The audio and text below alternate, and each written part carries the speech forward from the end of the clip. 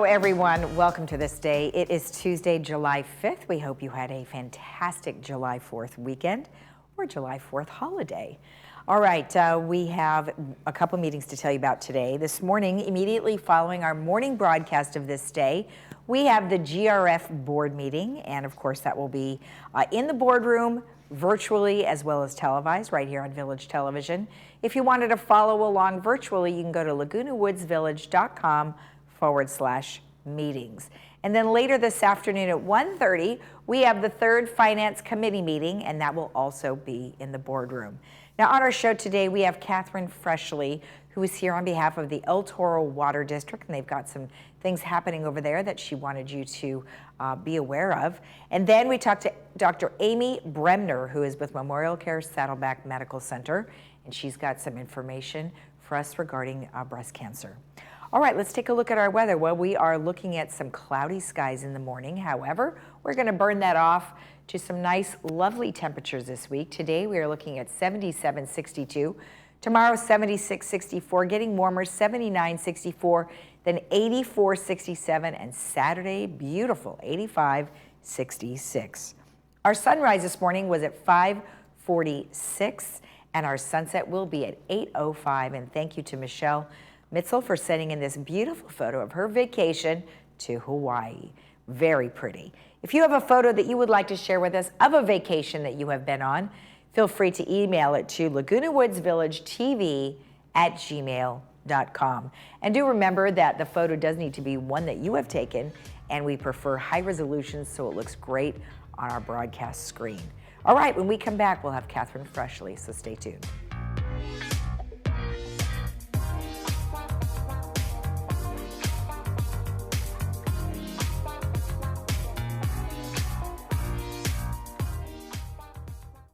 Are you or someone you know facing financial challenges from unexpected emergency expenses? The foundation of Laguna Woods Village can provide the temporary help you need. Meals on Wheels, adult day services, dental services, medical alert services, and ambulance contracts. Contact the Village Social Services at 949-597-4267 to see if you qualify. Neighbors helping neighbors. The mission of the foundation of Laguna Woods Village. As we advance through the years, challenges in our daily activities arise. Lake Forest Services hire caregivers that go through stringent screening and compliance processes for assistance in all daily activities. Qualified veterans may also receive care as a VA benefit. We also provide full-service palliative and hospice care through Lake Forest Hospice. Our medical director and his team accommodates house calls to those in need. We exist to create seamless transitions that enhance quality of life. Has hearing others been more difficult lately? If so, it might be time to look into hearing aids. But how do you know which hearing aid is right for you? At Hearing Remedy, we offer a free hearing aid test drive, a hassle-free way to find the perfect hearing aid for you. A no-pressure process that truly puts you in the driver's seat. Here's how it works. Contact Hearing Remedy to schedule an initial hearing evaluation. We'll check your hearing, and if the results show that you could benefit from hearing aids, we will fit them to you the same day with no commitment or deposit required. Take them for a test drive around the house, out on the town, and any place that you typically have trouble hearing. Come back in a week, and if it's not improving your life, we'll fit you with another hearing aid until we find the perfect one for you. It's really that easy. Call Hearing Remedy to schedule your risk-free hearing aid test drive today.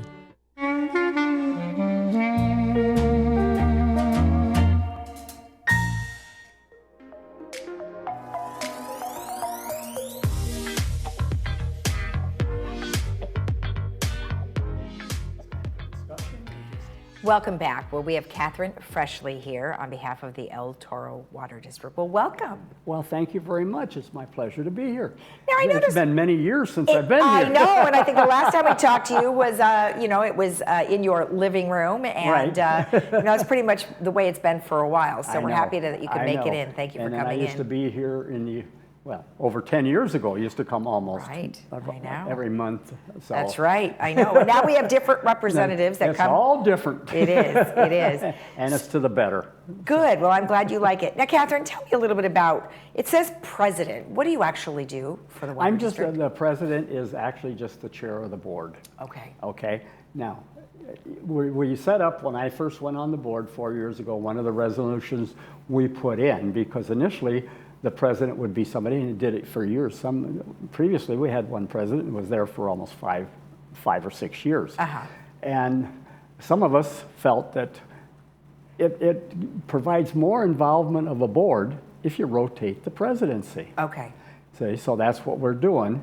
And, so by kind of seniority, we rotate it, see, and next year, Kay Havens will be president. Gotcha. Because she's vice president now. Right. And I believe that what it does is it makes sure that all board members really pay attention to all the issues, because at some point, they're going to be the one responsible, signing all the documents, signing at the end of every meeting, because all meetings and all the minutes have to be properly documented. See? exactly. And this year with the bonding that we went out, and $45 million worth, boy, I had a long table full of documents Right. when we issued the bonds. Right, See? right.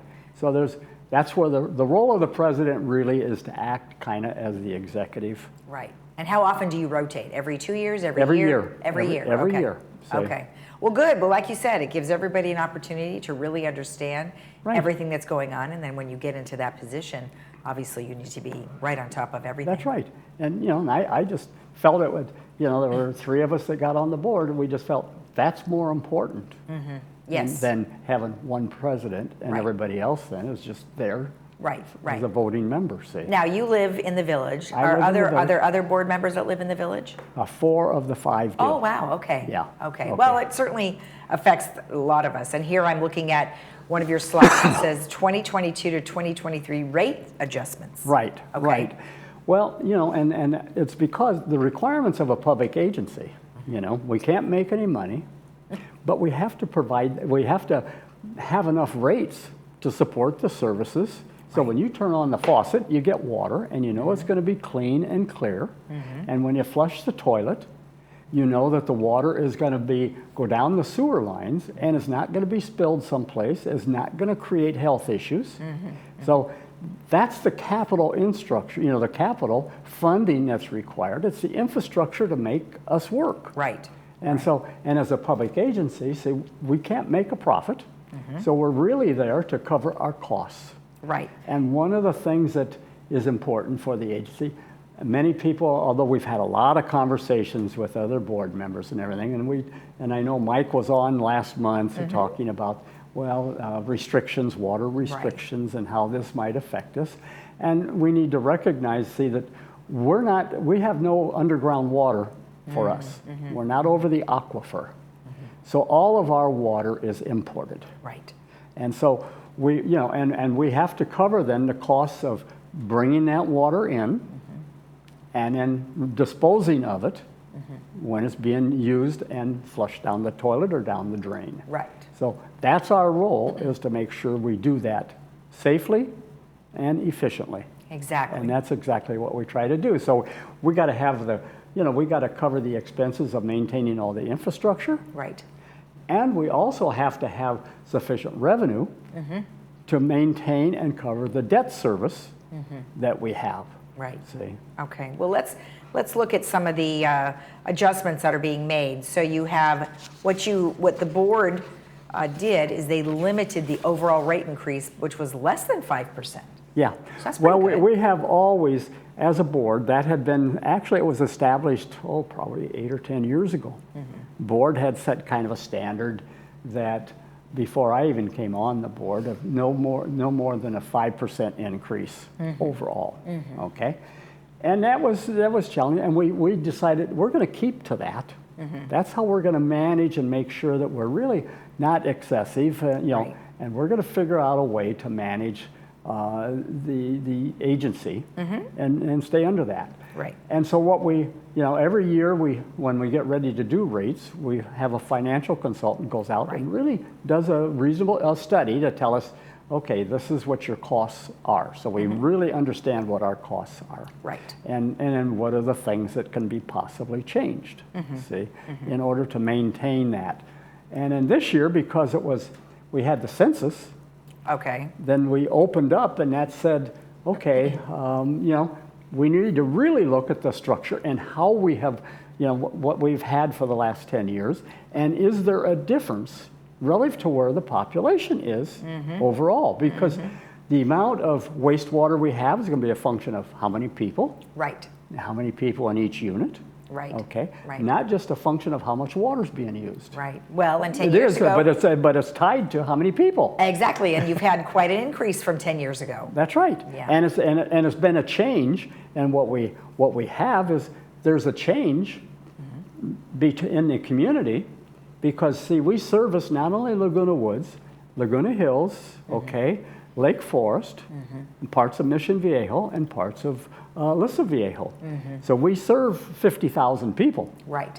Well, the population, relative the population here in the village went down relative the normal, person per occupancy or per unit, relative to other communities where maybe the children came home or they rented out a bedroom or things like this.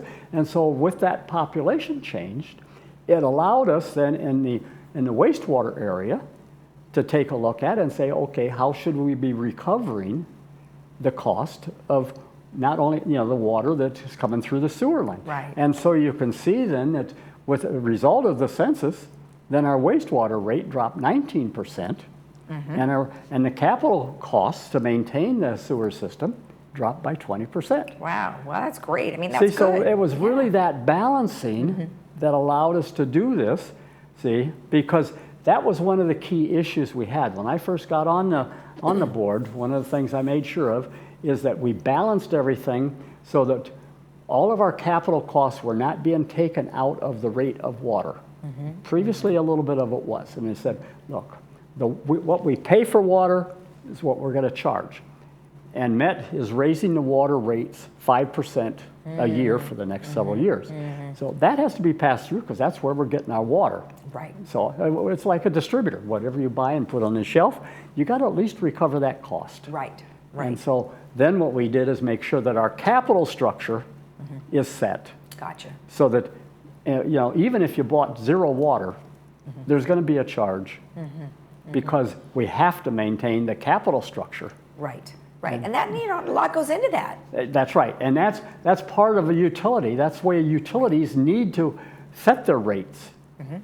See, and a lot of people don't understand that, is that unless you maintain that infrastructure, you won't be able to provide the services. Right.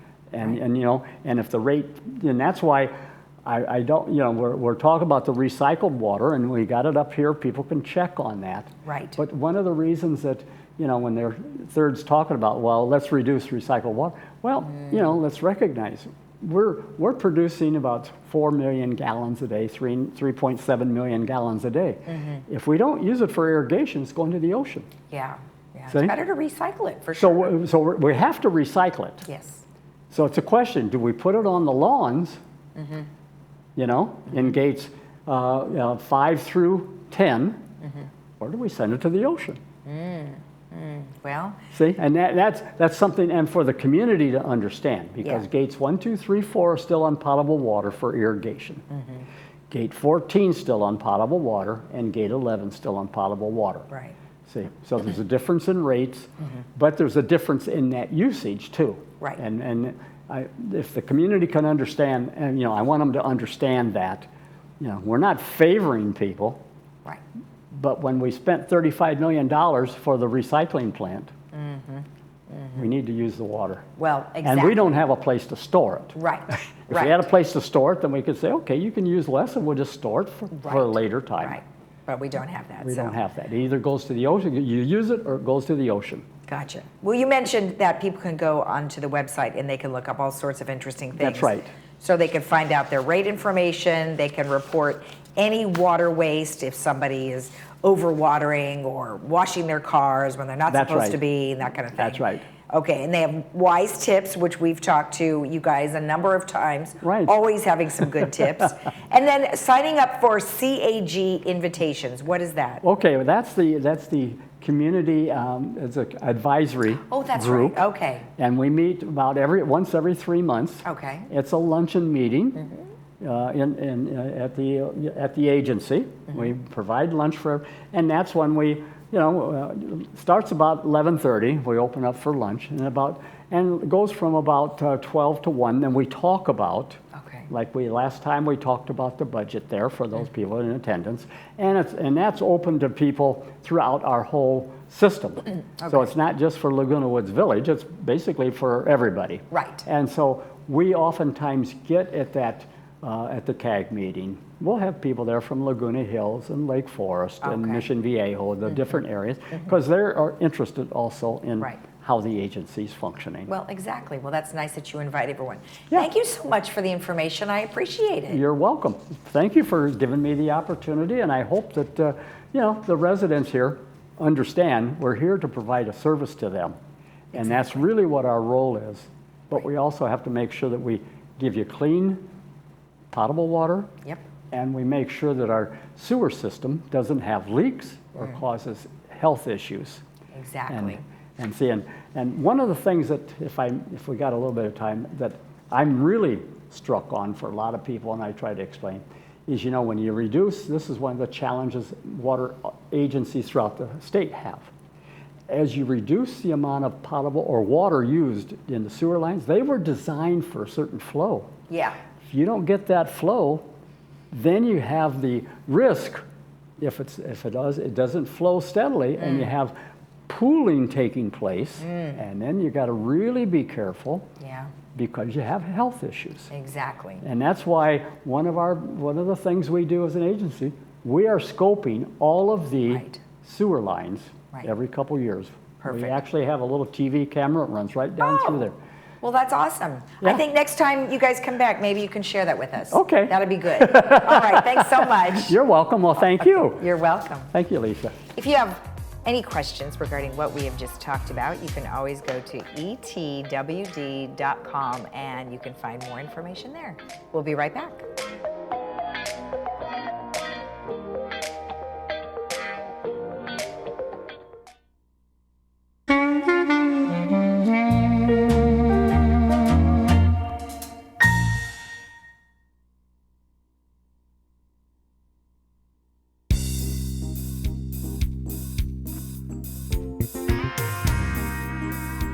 Welcome back. Well, today I am joined by Dr. Amy Bremner, who is here on behalf of Memorial Care Saddleback Medical Center.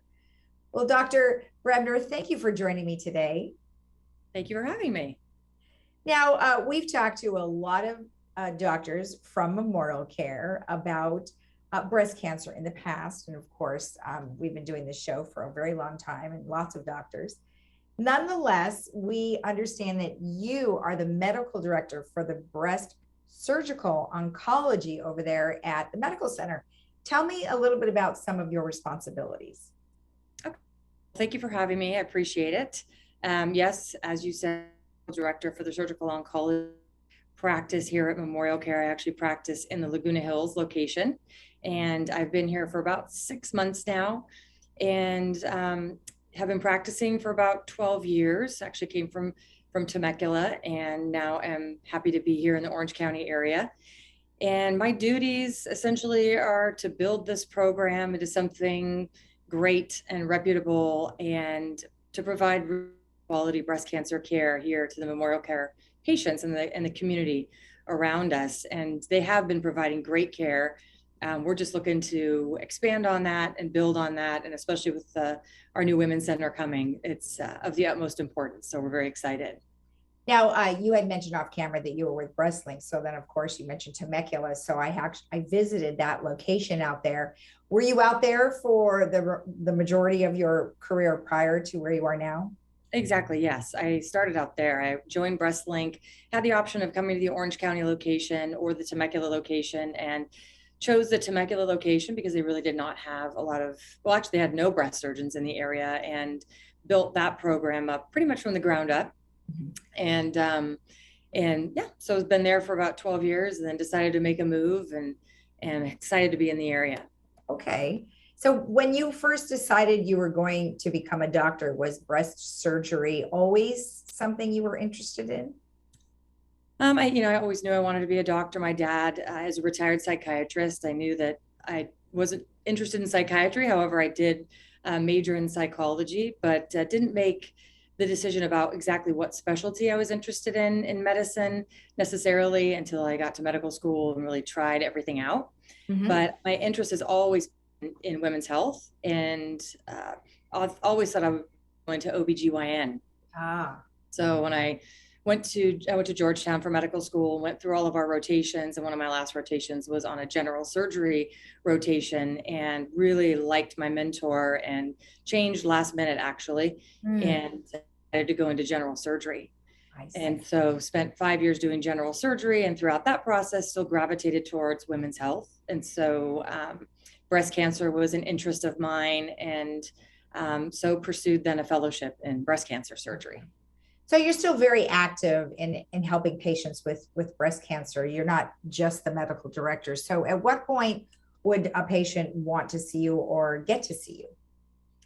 Yeah, I mean, good question. I actually am extremely involved in patient care, and I'm not at all ready to give that up, that's for sure. And so we see patients, or I see patients from many stages of their journey, from the beginning when they may have a complaint within the breast, a breast mass, or some sort of skin changes, something of that sort, where they come in and we actually do an exam and order imaging and diagnose the breast cancer that way.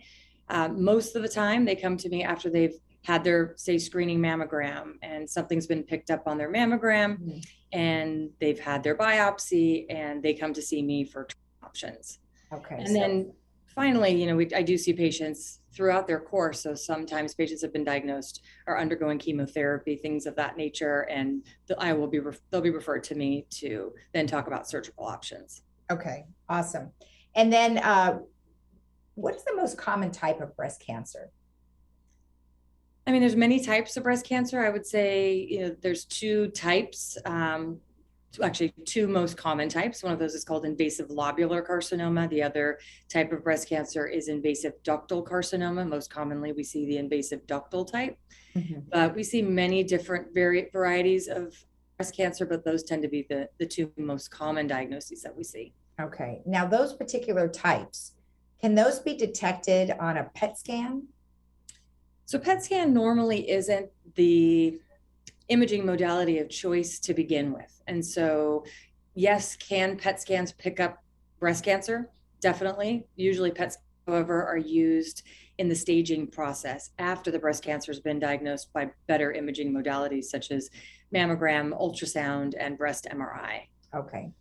Okay. Good to know, because sometimes you hear a lot about PET scans, but then you think, well, you go into the doctor and go, well, I want to get that, but then that's really not the right term to use or the right procedure.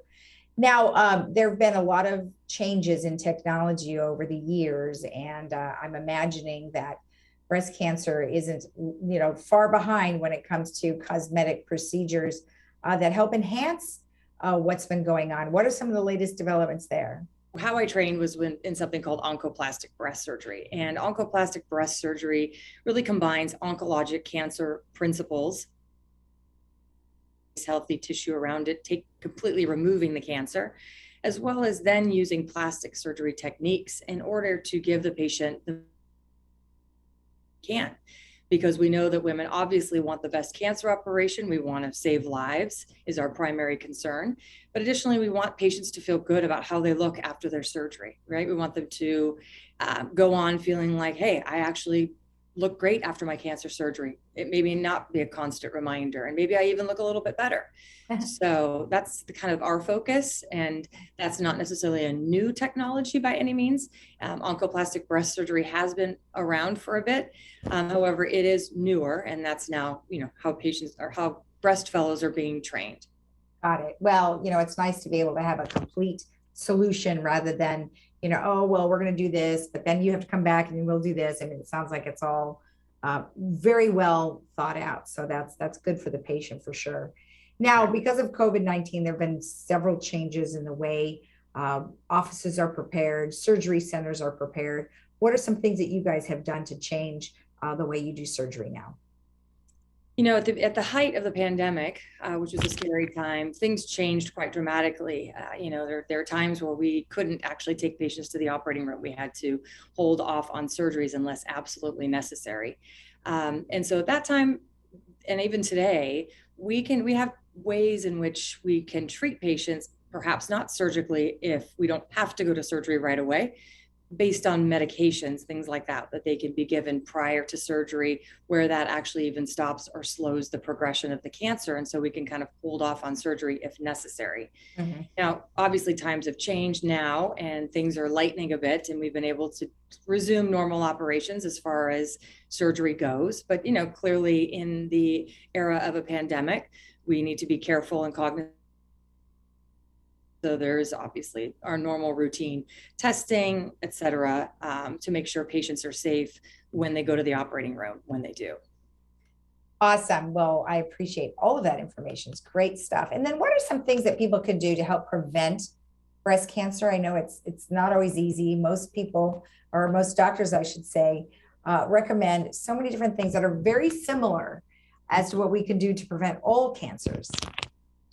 Yeah. So, unfortunately, if we knew exactly how to prevent breast cancer, we could eradicate breast cancer, which would be fantastic. But, the risk of breast cancer, there are multiple risks associated with breast cancer development, some of which we can control, some of which we can't control. So the one we can't control are, family history and genetics, things like that, where we're born with those things. And so we can modify those things. Mm-hmm. The things that we can control are things such as weight, alcohol exposure, hormone exposure, things like that. So most of these factors deal with estrogen or progesterone or hormone exposure. So ways of limiting that is always helpful. So for instance, hormone replacement therapy in some women may be necessary, can increase your risk slightly. Now, we don't recommend that no person can be on hormone replacement, but those are some things to think about if you're a high risk patient. Do you want to go under hormone replacement? How can you outweigh those risks and benefits associated with that? Right. Weight, for instance, elevated body mass index or BMI can be associated with an increased risk of breast cancer. So clearly we always are talking to patients regarding a breast cancer risk. Just overall health, keeping your BMI to a lower level is healthy in so many ways. Yeah. Even exercise has been shown in some studies to decrease breast cancer risk and recurrence of a breast cancer. And we may think clearly that that's related to your weight and your BMI. So a lot of factors. I think patients come in quite often asking about special diets. Should they avoid deodorants? Should they avoid water and water bottles, things like that? So I think that there are a lot of myths out there as far as how to prevent breast cancer. And I think mostly what I say to patients is everything in moderation, a healthy lifestyle, high fiber, low fat, avoiding processed sugar, being organic. So those kind of healthy lifestyle changes can help, tremendously with breast cancer. Fantastic. Well, thank you so much for the information. I really appreciate it. No problem. It's nice to meet you. Nice to meet you too. If you want more information about what we have just discussed, you can always go to memorialcare.org/SB breast. We'll be right back.